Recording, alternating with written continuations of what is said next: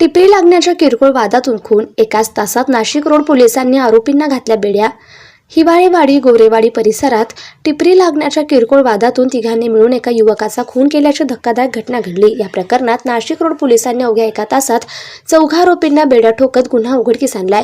या घटनेमुळे परिसरात मोठी खळबळ उडाली आहे. 2 दिवसांपूर्वीच नाशिकचे 3ही भाजप आमदारांनी शहरातील वाढत्या गुन्हेगारीबाबत पोलीस आयुक्त संदीप कर्णिक यांची भेट घेऊन चर्चा केली होती. त्यानंतर सलग 2 दिवसात गाड्या फोडण्याची घटना आणि दसऱ्याच्या दिवशीच घडलेला खून यामुळे प्रशासनाची भूमिका तसेच चर्चेचा नेमका फायदा काय असा सवाल उपस्थित होतोय.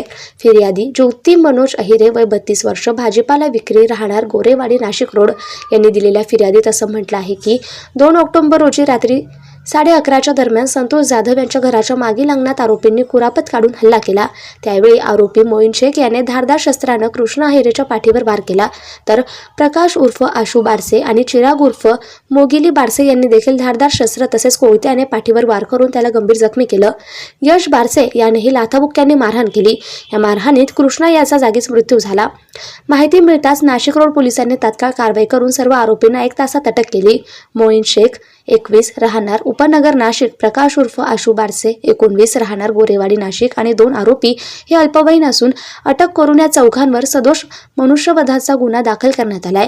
त्यांना दुपारी न्यायालयात हजर केला असून पुढील तपास सहाय्यक पोलीस निरीक्षक कोरडे, नाशिक रोड पोलीस ठाणे यांच्या मार्गदर्शनाखाली सुरू आहे. Subscribe now and press the bell icon. Never miss an update.